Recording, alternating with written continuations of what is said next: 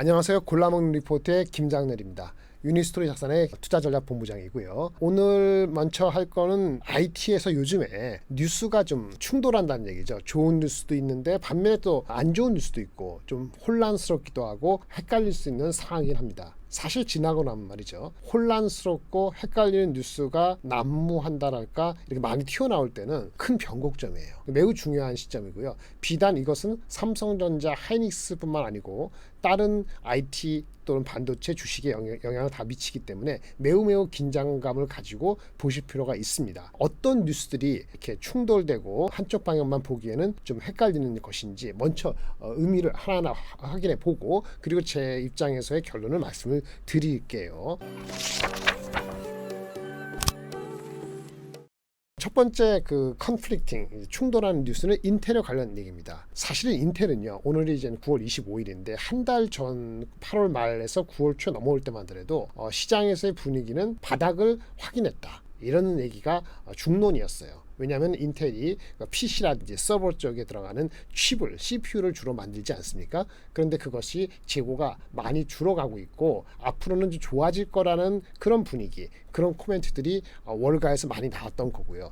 그래서 주가는 사실상 많이 올랐었어요. 바닥 대비했을 때 거의 한 9일 연속으로 오르는 걸로 제가 기억하는데 승승장구했죠. 그것이 바닥 확인론에 따른 상승이었다고 보시면 돼요. 그 일견 타당했습니다. 그리고 마침 그 당시에는 델 컴퓨터라는 회사도 비슷한 얘기를 해가지고 이러한 분위기를 고조시켰습니다. 델도 PC 만드는 회사인데 바닥을 쳤다. PC도 최악은 지나갔다. 이런 얘기를 하면서 주가가 올랐거든요. 따라서 인텔하고 그 델에 있어서의 PC 중심으로의 바닥 확인은 어느 정도 이제 컨센서스화 되었다고 보는 것이 9월 초의 분위기였습니다. 8월 말 9월 초에. 이게 첫 번째 분위기였는데 최근에 한 일주일 전에 다른 얘기가 나오기 시작했어요. 첫 번째, 인텔 자체입니다. 인텔에서 CFO를 맡고 있는 분이 인텔의 재고 소진이 예상보다 더디다라고 이제 코멘트를 했다는 기사가 나오면서 주가가 또 반락을 많이 했죠. 5~6% 상승된 거에 상당 부분을 또 반납을 했어요. 그것이 불과 일주일 전 얼마 안 됐습니다. 이게 상당히 충돌되는 뉴스가 나오는 바람에 인텔뿐만 아니고 반도체 전반적인 시장에 대해서도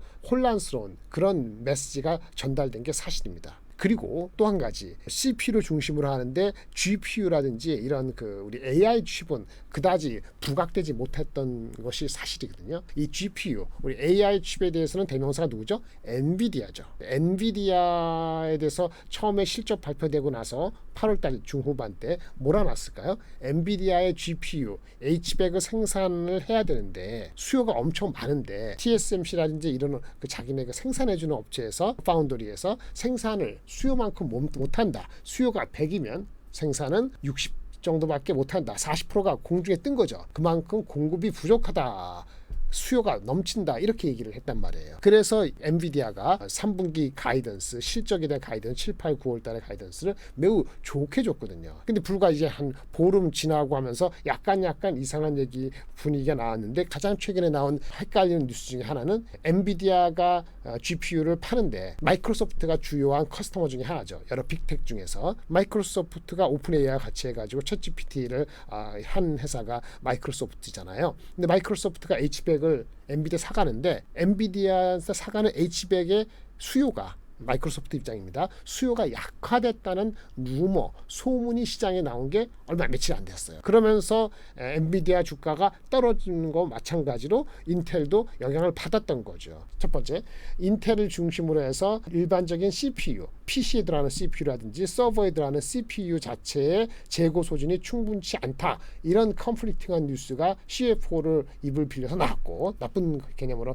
나온 겁니다. 그 다음에 엔비디아의 H100 수요가 마이크로소프트 향을 중심으로 수요가 예상보다 약하다라는 소문이 가장 최근에 나온 거죠. 이런 것들이 최근에 주가를 내리는 영향을 준 거라고 보시면 될 것 같아요. 최근에 다시 또 다른 뉴스가 나왔어요. 이건 인텔입니다. 인텔인데 엔비디아하고도 관련이 돼요. 인텔의 AI 칩, GPU입니다. 엔비디아의 H100, A100하고 똑같은 개념인데 인텔의 AI 칩이 있거든요. 가우디2라고 있습니다. 중국에서 엄청나게 불티나게 팔린다는 기사가 최근에 나온 겁니다. 그럼 아까 엔비디아의 H100 수요 약화랑 무슨 관계지라고 볼 수 있는데 이거는 조금 다른 해석이 있는 거예요. 엔비디아의 제품이 마음껏 중국에 팔지를 못하잖아요. 미국의 제재로 인해서.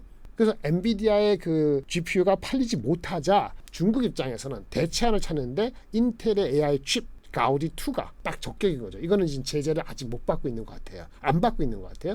그 바람에 인텔의 AI 칩 가우디 2에 대해서 엄청나게 관심과 그 성능에 대한 비교와 이런 기사들이 쏟아져 나온 게 최근 일주일 상간입니다. 그럼 이거는 뭐죠? 궁극적으로 GPU 수요가 포텐셜이 계속 있다는 걸 증명하는 게 되잖아요. 그렇죠. 그런데 마이크로소프트 H100은 수요가 약화된다. 이런 얘기가 컨플릭트한 거죠. 그리고 인텔의 AI 칩 가우디 칩이 그렇게 중국에서 팔리고 있고 앞으로도 제재에서 벗어나서 계속 잘 팔린다 하면은 사실상은 인텔의 주가는 물론 CPU, PC에 들어가는 CPU 중심이긴 합니다만 GPU가 생각보다 많지는 않으니까 그러면 보고 이 전망을 좋다 그러면은 인텔의 가우디 2 칩에 대한 전망을 가지고도 주가 상승을 이뤄낼 수 있거나 최소한 가격 하락, 주가 하락을 막아야 되는데 전반적인 분위기는 그렇지 않는 거죠. 그래서 결론적으로는 지금 반도체 주가들은 웬만한 것들이 다 힘을 못 내고 있는 형국인데 최근에 나쁜 뉴스, 앞전에 좋았던 8월 말 9월 초의 뉴스하고 대별되는 뉴스들이 튀어나와서 그러긴 한데 인텔의 AI 칩은 분명히 좋은 건데 불구하고 힘을 못 받고 있는 이런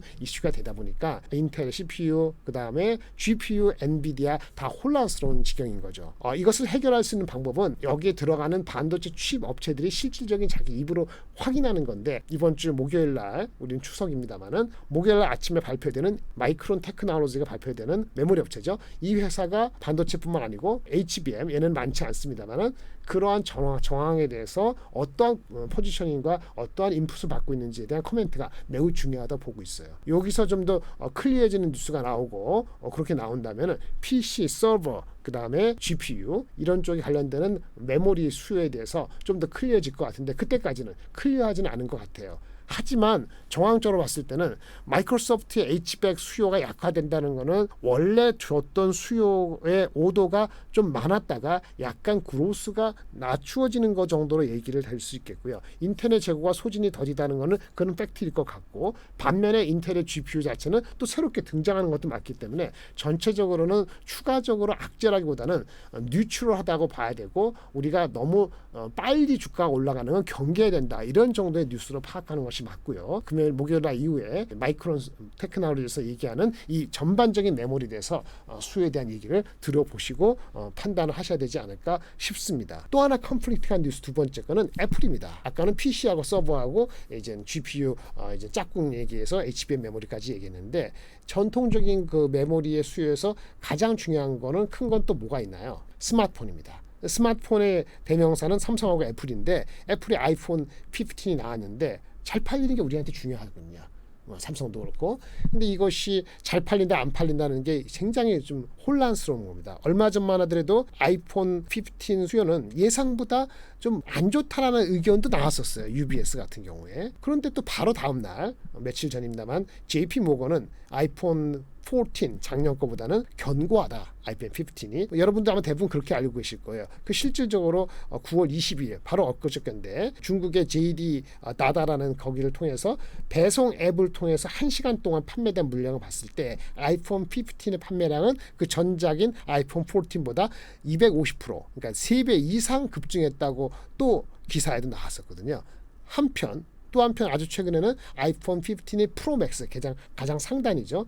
엄청 비싼 건데 1,500불 정도 되는 것 같은데 여기는 발열 논란이 있다는 얘기가 나오고 있어요. 물론 일부 유튜브의 테스트 결과이기 때문에 얼마나 심의성 정확히는 알 수 없습니다만 중국의 IT 전문지가 이걸 또 보도했어요. 물론 중국 IT 전문점을 했기 때문에 화해하고 대부 저지적인 얘기를 하려고 부풀렸다고 아니야, 부풀리지 않았다고 또 단정 질 수 없습니다만 어쨌든 이런 테스트 결과의 보도도 있었다는 거죠. 아이폰 15 프로 맥스가 게임 중에 48도까지 올라간다. 이게 발열 논란이 있다. 그래서 충분히 냉각 솔루션을 장착하지 않았거나 TSMC의 3나노 공정에 좀 문제가 있는 거 아니냐 이런 의문을 제기했다고 하는데 이것도 그 액면 그대로 받아들일 수 없습니다만 아니 땡 굴뚝 연기나는 게 아니라면은 발열에 뭔가 이슈가 있는가라고 볼 수 있는 거죠. 뭐 이런 측면은 사실은 아이폰 15에 대해서 실제 어떻게 판매가 이루어지는지 10월 11일 역시 지켜봐야 하는 입장이기 때문에 휴대폰용 메모리 입장에서도 조금 까리까리한 입장이 되는 거죠.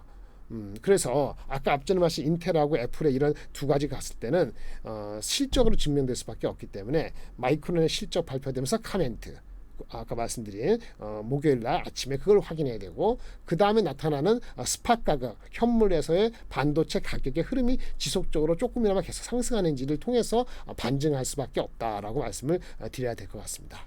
이상입니다. 감사합니다.